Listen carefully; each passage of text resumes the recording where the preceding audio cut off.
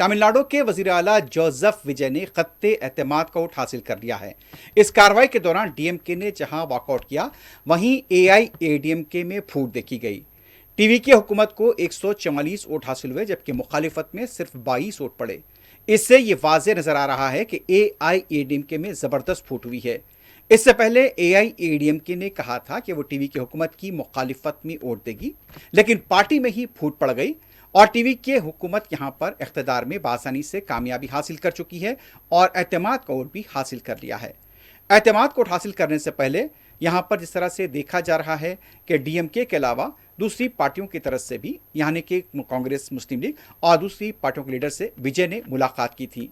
एआईएडीएमके के जो बीजेपी की मदद से हुकूमत बनाने का ख्वाब देख रही थी, कोशिशें भी की गई, उसी पार्टी में फूट हो गई है।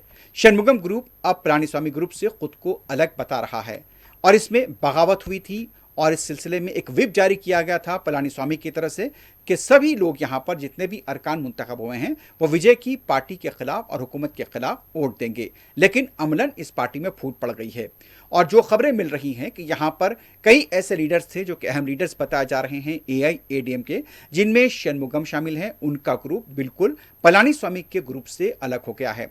वाज़ेह है कि जब इंतखाबात हुए थे, विजय की टीवी के पार्टी को 108 नशिस्तें हासिल हुई थी और उनके पास अभी 10 अरकान असम्बली की तायद थी। वीसी के पार्टी, बाबाजू की पार्टियों, कांग्रेस और मुस्लिम लीग ने उनकी तायद का ऐलान किया था। ड्रामाई अंदाज में 3-4 बार यहां पर गवर्नर से मुलाकात हुई, उसके बाद विजय को हलफ दिला गया और आज खत्ते एतमाद विजय की पार्टी ने हासिल कर लिया है।